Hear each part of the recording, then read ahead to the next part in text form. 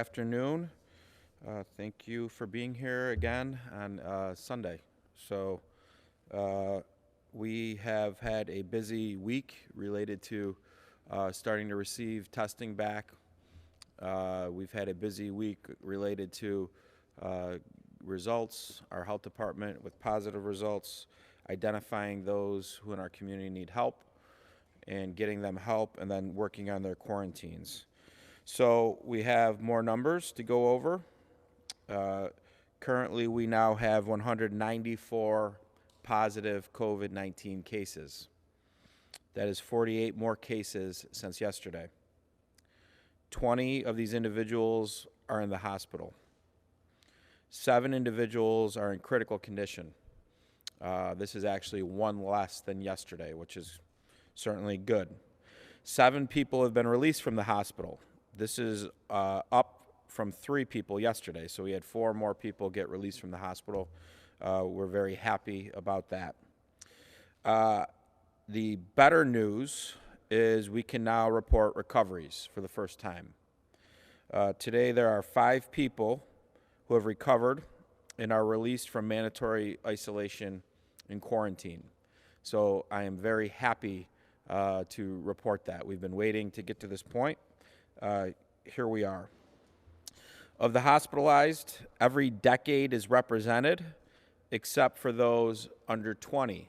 So again, just to go through that, we knew going into this that this virus, this disease, is very aggressive for our seniors. That has helped dictate a lot of policy that has been put in place by government throughout federal, state, and local, but it also impacts everybody in every demographic.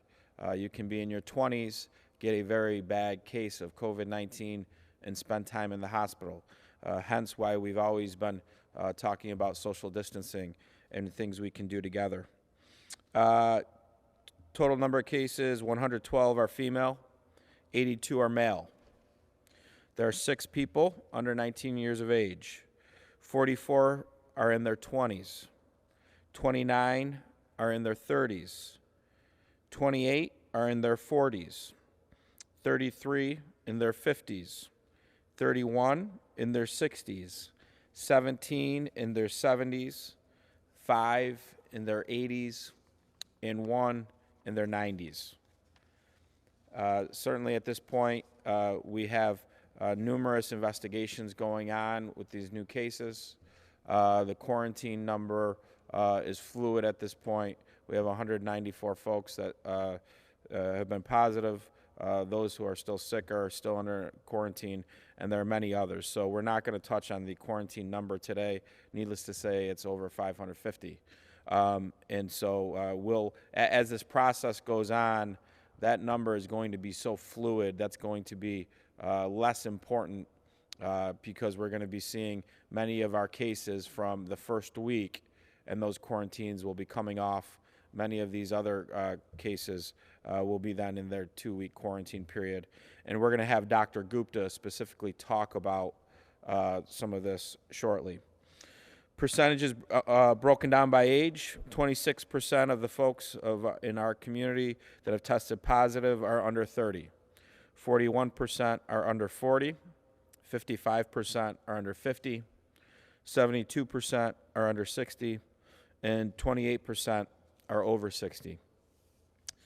Breakdown by municipality: City of Syracuse 60, Town of Clay 26, Town of Cicero 16, Town of Camillus 14, Town of DeWitt 14, Town of Salina 13, Town of Onondaga 11, Town of Manlius 10, Town of Pompey 9, Town of Lysander 6, Town of Geddes 4, Town of Skaneateles 4, Town of Lafayette 2, Town of Fabius 1, Town of Marcellus 1, Town of Spafford 1, Town of Tully 1, Town of Van Buren 1.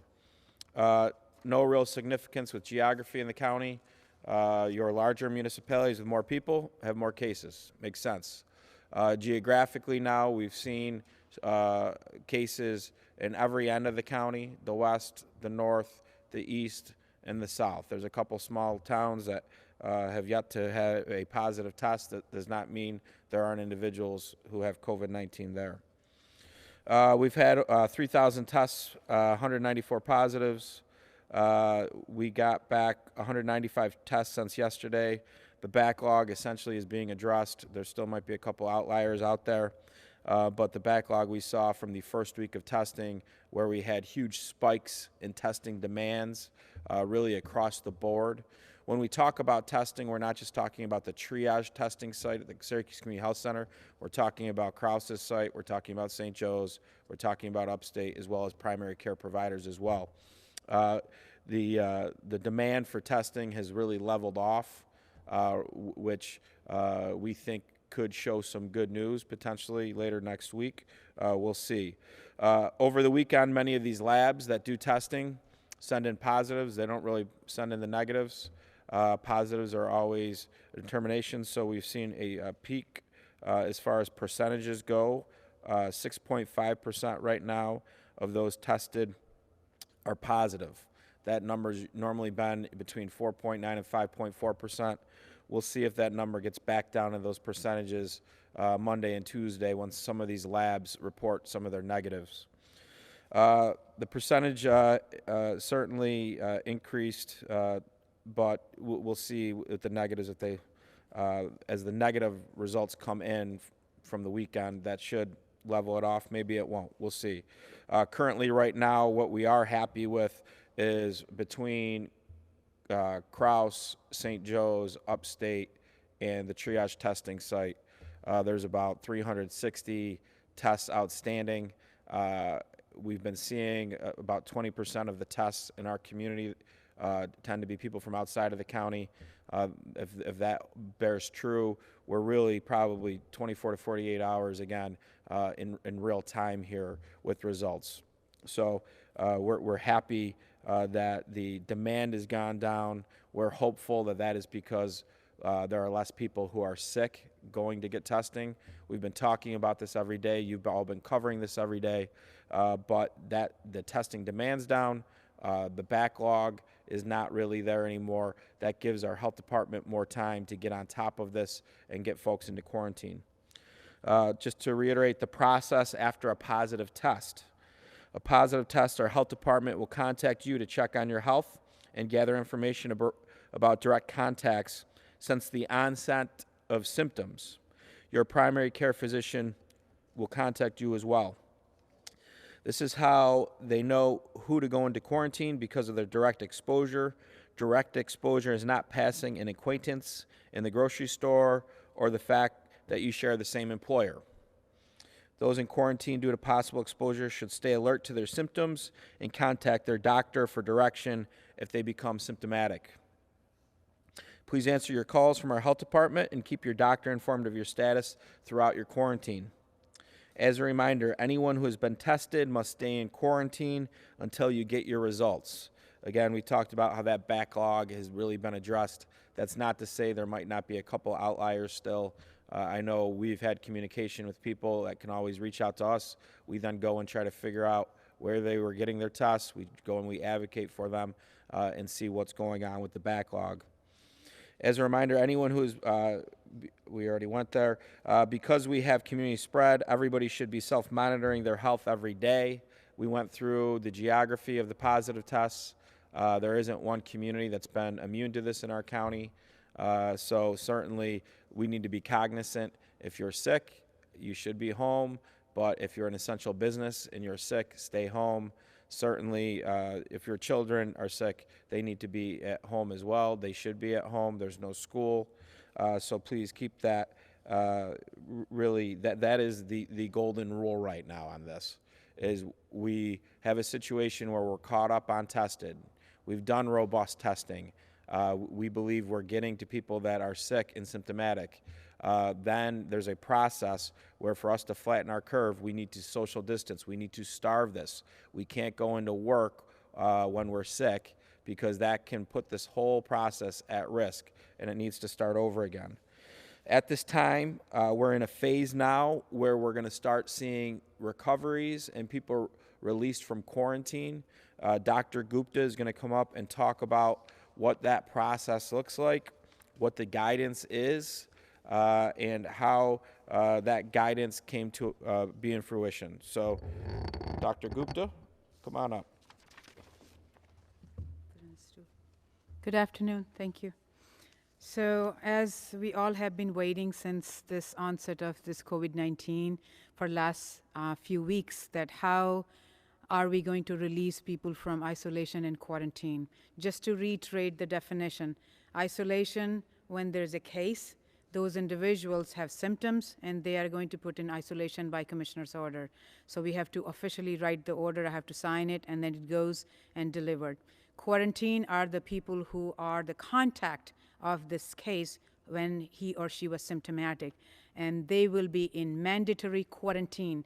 They could be household contacts within the house, if that's husband, if the one parent is positive, the rest of them will be contacts, their friends will be contact depending on what the history we get. So there will be a household contacts of the case, and there will be outside contact of the case. So the criteria finally came. CDC has provided guidance in terms of whether one should be tested or not tested. How do we release these individuals? And there have been a lot of discussion in terms of what is the right criteria. So based on what is put forward both by CDC and New York State Department of Health, it appears that the test will remain positive for quite some time, even though people's symptoms will improve. So to make sure that we are releasing people on time, we have to take science into the context based on the symptoms and how we have learned from the other countries, including in our own communities. So release of symptomatic individual. Individuals could be in isolation. They may have minimal symptoms or no symptoms. You will say, why the no symptoms? They could be just the COVID positive. Somebody said, oh, I want to get tested. They went to the drive-through or called the doctor. In the beginning, there was a lot of anxiety in people. So they are getting tested, and they may not have symptoms. But most of the people have been tested when they had symptoms. So to release them, we need to have 3 criteria for them. One is these individuals should have at least 7 days has passed since the symptoms have first appeared. That's the one of the very important criteria. And their fever have subsided for at least last 3 days, 72 hours. And their improvement in the symptoms, respiratory symptoms, cough, shortness of breath. They may not have complete resolution of the symptoms, but in last few days, they have continued to improve. These are the main criteria which we are using.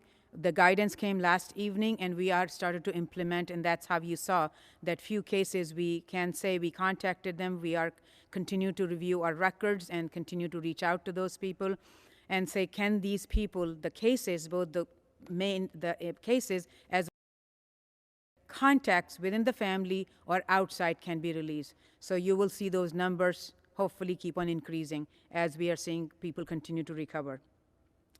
However, I would like to really, really highlight, it's not a free pass to go and party and do whatever you want. This is so crucial that you have recovered, that's great, but we do not know whether you can get reinfected at this point if you are exposed to somebody. So you keep the social distancing, you make sure the guidance which is coming, the executive orders which is being put in place in terms of whether it's a travel, whether it's a congregation, whether doing a gathering of that many people 6 feet away, all these things are still holding true for those people who are being released from isolation or quarantine. This is so crucial, and I'm asking all those individuals who will be getting those phone calls from our staff that you are released. It's great because you can go out and feel a little free. Yes, it's emotionally very rewarding, but at the same time, we are asking for their cooperation and collaboration and their leadership in terms of making sure they not only take care of themselves and their family, to follow all these things which they were told during their isolation and quarantine, but spread that word out there and follow the recommendation continued at this point. Return to work will depend on if they're healthcare worker, not healthcare worker. There are different guidance, and then we provide them release to work letter as well.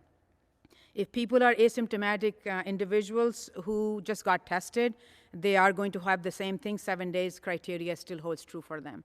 There are some other things in terms of essential workers, health workers. Most of it, pretty much 7 days criteria still stays true because you don't want to spread the infection. Because based on what we have seen scientifically, that's the safest one. And these are based on both CDC and New York State Department of Health guidance. So we are going to continue to do that. Thank you. Thank you, Dr. Gupta, and we can take questions on that. But to that point, as people get released and they start to get better, there's still policy in place for social distancing. So certainly we'll be there as a resource to help these people get through this process. But our community now needs to continue that we've done very well over the last few days with social distancing. There's actually even metrics online where you can see different ways people look at communities and see how well that's happening. I think we graded B a couple days ago, not bad. B got a lot of us through high school. But in addition to that, we need to take this seriously and starve this now. We have gotten to the point where we're very close to real-time data on testing. That should be helpful, and hopefully we'll start to see our curve flatten. Let's knock on wood, hopefully. We're seeing people recover, which is something we've been waiting for. But for us to keep that going and keep this process going in the right direction, we need to continue to be vigilant with social distancing. Access to assistance. Let's just go through some of this real quick before questions, because we're getting these inquiries still. And essentially, here we go. Upstate Triage Hotline. This is where you call if you don't have insurance or if you have medical questions where you want to get tested. 315-464-3979. Our seniors, our healthcare workers, and adult nutrition hotline, 315-218-1987. We have been very busy with this, serving folks that now need our help, a new class of vulnerable in our community. We have over 75 volunteers going out tomorrow to help these individuals get what they need done, whether it's supplies, whether it's meals, whatnot. These are individuals that were independent living before this process. Childcare Solutions. This is daycare for our hospital workers, our emergency responders, our essential businesses. We've worked very hard to identify daycare slots that are free for this period of time. So if you're working at a hospital, I've seen some reports that money's being raised to help pay for daycare. Use that money somewhere else. We've already did that for you. Call this line and we'll get you daycare slots. 315-446-1220. Donations of PPE, our equipment for our first responders and our first responders, healthcare workers and professionals, 315-435-2525. Volunteer CNY. If you want to volunteer, please call this and give your information. This is important. They will work to find volunteer opportunities for you that keep you safe. 315-428-2229. I know some of our county legislators were volunteering yesterday, delivering some meals. Legislator Tim Burtis, I want to thank you for that. And certainly I want to thank all of our physicians. This week was National Physicians Week. I want to thank you all for all of your help. And also to give everybody an idea on our county staff. Right now, besides COVID-19, much of what we do is we work with our vulnerable and we work with folks who need some form of assistance. Obviously, with the economic impact, we have thousands of people now going on unemployment, thousands of people looking for new assistance and new programs. Our departments are busier now than they ever have been, and we've cut our physical workforce back to 25% of what it once was working in our buildings. So certainly I want to thank everybody on the front line in county government. We've talked about our emergency management team who are doing a great job. Dr. Gupta and her team are doing a fantastic job.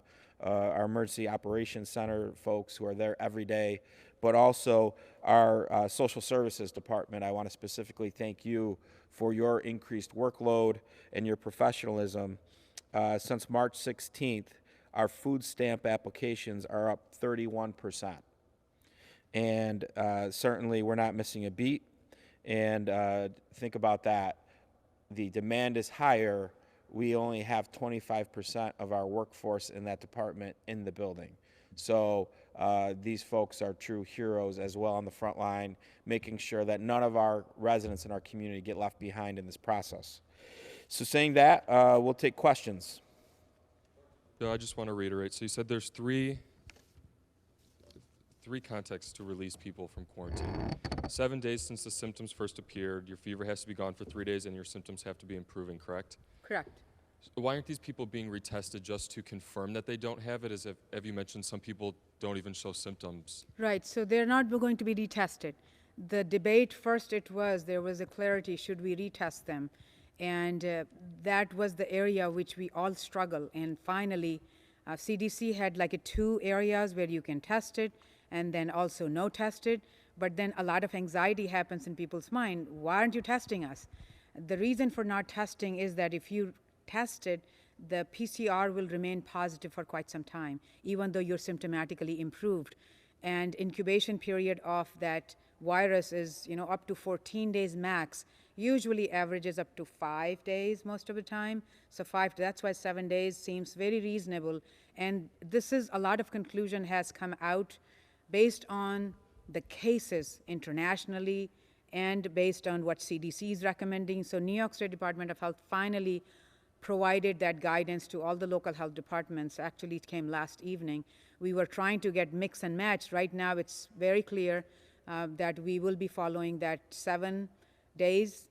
Out of those, 3 days has to be no fever without use of any antipyretic. It means no fever-reducing medication should be used. If somebody has used ibuprofen, Tylenol for any reason, we have to extend. And also, so this is like a basic thing, and it can vary. Like we have some people, when I was talking to my staff, that there is variation. Somebody took a Tylenol for a headache, and even though not for fever, I told my staff that no, we are not going to release that person. We need 3 days of without the fever. The same thing will be true if somebody has, let's say, for the their symptoms are not improved. So this is a guidance, but then it has to be applied to individual case. So there will be variation in that depending on how the case has been presenting, their symptoms have improved. So we take that as a basic foundational guidance, and then we use it in every case. So our staff works with every single one of them, and we'll go through and present that, and we will say, okay, yes, this person is ready to be released, this person is not ready to be released, this contact is ready to be released. So it's pretty intense. We go through the same rigorous evaluation because we don't want to have people, quote unquote, say that you're released because we have put them in isolation or quarantine by public health law commissioner's order. If a family member tested positive for it and the family, as a result, is placed on quarantine, and that family member recovers, will they, and they're released to say, are they still going to be on quarantine until the other family members' period is up? Because as you said, you don't know if you can recatch this. Right. Well, right. So let me reiterate the question. You say the contact, when you say family member, we use that word contact. So the family member has been tested now, but they are living in the same household? Yeah, so let's say, for example, a father tested positive, and then say his wife and children are on quarantine, and just to check that they don't have it. Right. And that father passes all these requirements to be released. Right. Is he still going to be on quarantine until the rest of the family is released from their quarantine? So if father is positive, you said, right? Father Correct. is the main case there. So if the father has fulfilled all the criteria, no fever for 3 days and 7 days has passed from the first symptom, then and then symptoms are improving or pretty much are gone, then he or she, if the father will be released. Along with that, we actually individually look at, is the wife, the mother, has the symptoms or no, because she was the close contact, and so would the children. Even though they can be automatically released, but we are going to go with each one of them and see that did they have any symptoms in this time frame when they were quarantined with their father or husband. at that time. So if that all asymptomatic, it's very easy. They say, okay, they are all released at the same time. But if one of them have symptoms, we'll have to go start and try to look through their symptoms and say, are they ready to be released? Because we don't have to test everybody. By association, we will think this person will be COVID positive. And we are going to use that extension of quarantine until they are symptom-free. That answers your question? Yeah, it does. Dr. Gupta, going off of that point with the release criteria, is there any information that you can provide in terms of COVID-19 spreading? So these people who are released, they can't show any more symptoms, their fever needs to be gone, and things of that nature. But is there any worry about how COVID-19 is spreading when this person is being released, even though there won't be an additional test after they are released? Right. So additional tests are not being done at this point because they can be positive for 4, 5, 6 weeks. We don't know that, right? These are more of a research things. At this point, we really need to be in a practical, what can people live with? Because there's a lot of anxiety in the community. You are kind of coped up in your apartment or house. You can't get out of your bedroom if you are living with 4 kids. So a lot of those things come into the picture, and that's why these guidance do play important role. However, as I mentioned to you, these are the best possible scientific, based on science and best possible judgment at this point, that we hope that there won't not be any further transmission. And key to that is people continue to practice social distancing, do not party with 5 or 6 people, have 6 feet distance, and congregate, and use the right precaution. If you have a cough, if you have fever, of course you call your doctor, and if you have cough, put the mask on. So we have to start living life, but applying those principles we learned. So we don't want to forget those lessons which we learned. We need to continue to apply them so the whole community continue to heal. Their participation is so crucial at this point. That's why I say there's no free lunch. You have to really continue to participate in the practice which you learned in last 7 days or 14 days. We are asking you to continue to do that. You said that 6 of our cases are under age 19. Can you tell us how young the youngest case is? I think the youngest case is 14 years old. And we're still at just 1 death? Yes. We've had some people reach out to us concerned that their employers are not enforcing social distancing rules. What should they do in cases like that? Who should they reach out to? Yeah, so we get those too. And so we get those all the time. And we send out probably guidance, 30, 40 emails a day on what is an essential business or non-essential business. Certainly when we get those emails in, we oftentimes will reach out to employers with our law department, helping them understand what the guidance is for essential businesses. But oftentimes, people who are saying this business isn't essential, it ends up being that's an opinion of theirs, right? And their opinion may be the majority opinion of people, but the state is deeming what is essential and non-essential at this time. There's businesses that I think would be essential that aren't deemed essential by the state. So we're in this period of time where everything's evolving, and it's evolving so quickly in that people overall, we need to be able to evolve with what the current circumstances are. I think that goes into a lot of what Dr. Gupta's guidance that they just received last night from the state health department on how to, essentially discharge someone from quarantine. So people will continue to email us. They can email us. That's fine. We're getting thousands of emails a day now on different roundabout questions, but I got a lot of questions on a couple big construction projects. I called the general contractors myself. These are our outdoor projects, but I said, what are you doing to make sure people are safe? They're taking temperatures of people coming in, which is something that we're doing, right? People come in our building, we ask them to take their temperature. That's pretty good.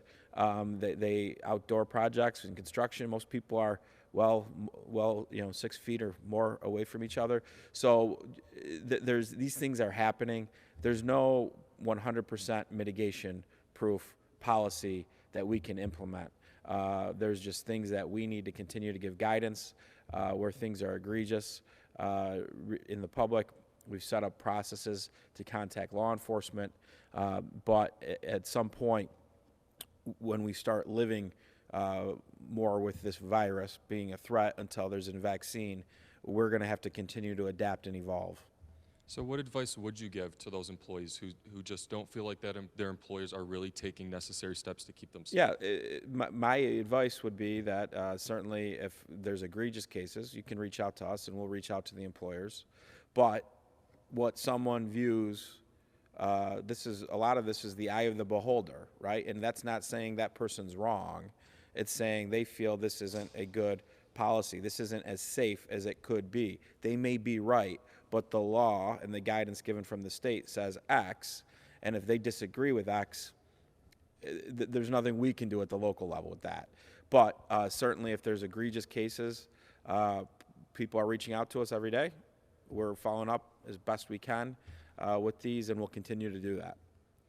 Circling back to the numbers, I think the good news today is that there are 5 recoveries. Is there any more additional information that you can provide in terms of their age, anything of that nature? Well, we gave a breakdown of the. Are you talking about out of the recoveries? The 5 recoveries. We're not going to go into the specifics of the recoveries. We give as much information as we can without jeopardizing, the integrity of these individuals. We're happy these individuals are starting to tell their own stories, because there's nothing, for the most part, every person here just got sick, and they didn't do anything wrong.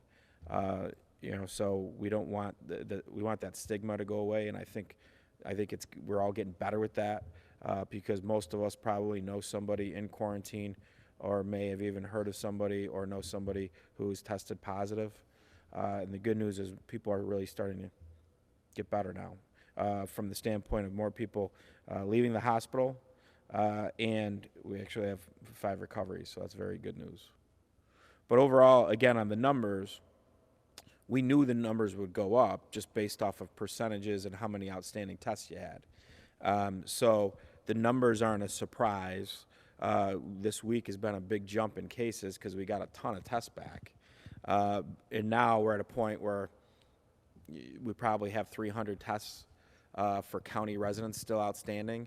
So between Monday and Tuesday, we get those. We'll see what our testing numbers look like for today. But all measures have shown them going like this. So if that's the case, at some point next week, you might start to see a situation where we still have new cases coming on, but we have as many cases coming off because they've gotten better.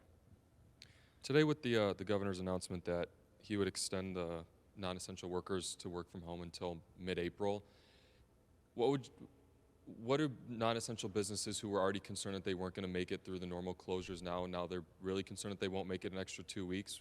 What do they do? Yeah, well, there's certain things in stimulus packages that have been passed by the federal government that can be helpful. This is part of the pain that we talked about that we knew was going to happen, and the pain's real, and we don't have a good answer for them, for some of them. What we do and what we have been doing is when a industry can make a case for how they can operate under these circumstances, or a business, we will go and advocate with them to Empire State Development to get an exemption, and we've been successful with some of that. One of the things that came out, car dealers, a lot of people have cars, leases. I lease, right? So you got leases coming up. What are you going to do with your car? You can do things online with car dealers. So the state, we made a case to the state. The state gave some guidance on allowing that sales process. You could always go and get your car fixed. And the dealerships can come back to us with a couple other ideas that they think will help them operate that still live within the standards of social distancing. So we take that, we go and make the case, because certainly we want businesses who can be innovative with how they can operate and still social distance. We want to make that case. If they can adapt somehow to the new norm, and this is a new norm right now. Hopefully, it's a temporary norm, very temporary. But if businesses can adapt to that, we'll help them make their case to the state. Going off of that, the mandate for our schools, the Onondaga County schools, is to be closed until April 14th, but this is now extended until April 15th. So Yeah. I was wondering if there was any discussion or plan about schools. Yeah, I think there's going to be more and more talk of schools. You know, we're almost 2 weeks away from that period of time. Our curve isn't flat yet, so I think the reality is that's going to be an evolving topic every week going into it. What to do about schools, and the beauty of it is you can always extend another week, and then another week after that. I think it would be premature just to say we're going to cancel schools when this thing might really in our community and other communities this curve in other communities, especially some of these other communities that really haven't been as impacted, that their curves might bend faster, flatten and bend faster. So I think it was a proper thing to do to obviously statewide keep schools out, keep people social distance. Let's go hard at this for another 2-3 weeks. And then if we need to keep going, we keep going. The public health is too important to ignore this. And as businesses adapt and figure out ways how they could operate under this new norm, we will be your biggest advocates to get you up and running if you can do both. And that's how, you know, we're going to have to get with things like this until there's a medical way to treat this and a vaccine at some point. You know, this is going to be around, whether it's seasonal or not. The science will show, but this could be a challenge moving later in this year. It could be a challenge next year, unless these things happen. Of the 7 who are in critical condition, can you give us approximate ages or? No. We can say that every decade, those hospitalized every decade, except for our teens, is represented in that. The 20 people who are in the hospital, you mentioned that there's 7 in critical. What would you say the condition is of the other 13? Good. The medical condition, good. Obviously, they're in the hospital. They don't want to be there, but any of them close to discharge, working their way there? Yeah, I think it's a moving target. Again, we have 4 new people discharged since yesterday. So I think you're going to have a little bit of a moving target here. Some of your positives are going to get to the point in their process with the virus that they got to go to the hospital. They need some help. Others who are there are going to come off. And I think that this is going to be a moving target, just like quarantines are a moving target moving forward. So I know this was touched on yesterday. I asked about this, but the governor today in his daily update, he mentioned the coordination between private and public health systems. So I was wondering if there was any more, what that cooperation is like in Onondaga County, Yeah. and what those plans are, worst case scenario, if people from downstate do in fact need to make their way to central New York and our hospital systems here. Yeah, so the coordination has been fantastic. So we've been working with all of our hospitals, our health department, our emergency management teams. Each hospital has infectious and disease control representatives for their own hospital, and then they have their own emergency management coordinator as well. So all of our professionals have been working together for over a month, and many of the decisions that have been made by me have been with the advice of Dr. Gupta and with the advice and or counsel of many of these other partners in the medical world. And we talked about it because when this first happened, when we first started seeing an influx of respiratory illness, the respiratory illness curve was supposed to go like this, and it was staying flat. And because of that, we had to rule out all those people of COVID-19, knowing many of them didn't have it. The concern was our emergency rooms would become inundated, and people who had real emergencies would not get service because of this. And then you would have so many people that could have COVID-19 in emergency rooms, and then you see an outbreak. We made a lot of decisions early on that have prevented all that from happening. Our hospitals, emergency rooms are fine. The ICU beds are fine. And that was done because of good planning. And so now we're at a point where we certainly have many sick people in our community. We have enough beds for them. We've started our next phase of planning in the event what would happen if our cases were to have huge multipliers and we didn't have enough beds. What do we do then? We talked about Manley Fieldhouse. We talked about buying ventilators, buying other materials. The reality is that downstate has a crisis now. The governor has the ability to send people to other parts of the state who are sick. These would be individuals who are sick. These wouldn't be individuals who would be in our parks going around. These would be people in the hospitals getting better, and once they're better, they would go home. What we've said to the state, and will continue to say to the state, is we're a community right now that we are the medical hub for central and northern New York. So we are serving over 1 million people. And we've done a good job to date to prepare for this. We need these beds for our residents, but if there is a surplus of beds, certainly we're not going to look our neighbors downstate and say, you can't come here. That's ridiculous. Dr. Gupta, you mentioned that the test can stay positive for a couple weeks, correct? Do we know how long a person is contagious for? So the incubation, the 7 days when we are talking about, at this point we are considering if they do social distancing, we are not considering that they could spread the infection. But the incubation period was thought to be from 2 to 14 days, if you remember initially. Now we shrunk to 7 days now because the peak of incubation period is about 5 days on an average. What is the likelihood of people out of the, like a right side of the curve, if they still, could they be infectious? We don't know that yet, and that's why I think it's very hard to predict if we have people, everybody just go and start congregating. That's why those policies which are put it in place at this point, or we are following that guidance essentially for 7 days. You know, people have to be symptom-free for 7 days and considered they are not going to be contagious at this point.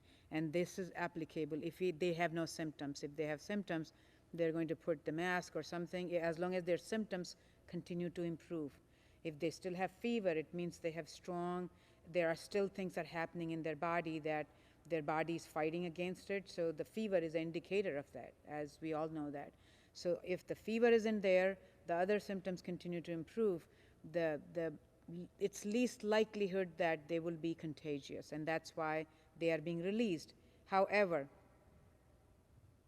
the recommendation is to make sure keep the social distancing and keep following everything we have been asked is the key essentially to make sure our curve stays flat and we don't have new cases emerging. Because these people, if they go into the community and do not follow those things, is there a possibility we can have more cases? We don't know that yet.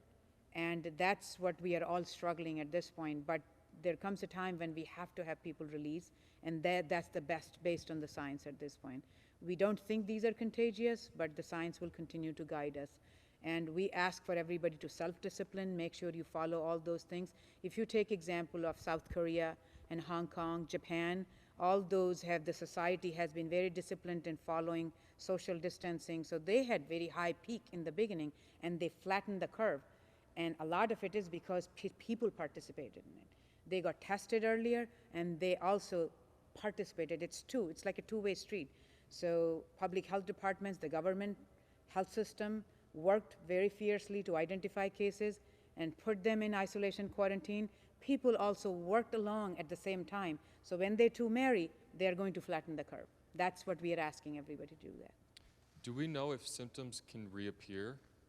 If they disappear, right? But you Can still they get reinfection? So that's a great question, and we are all asking that, and that's why we don't want to keep on experimenting. I think that's why the science, there will be more research about that when this crisis started to go down.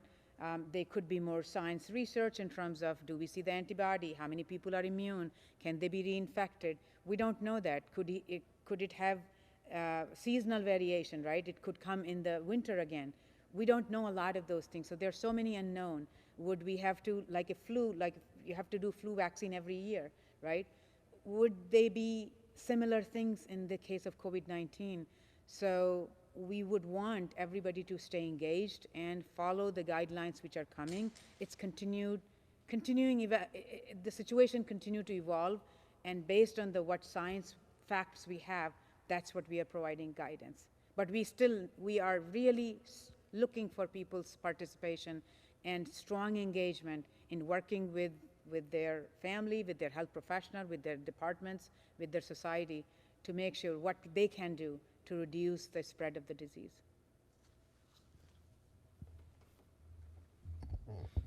Other questions? No? Okay, well, Sherry did not email me back. Yesterday I asked her to email me back. Sherry, I wore my favorite shirt for you today. Hopefully you approve. But I know Andrew Donovan's not here. Certainly, we've been waiting to give this good news to the community that 5 of our neighbors have gotten better. And so that is very, very good news. And certainly 4 more of our neighbors have left the hospital. So that's the good news. Thank you.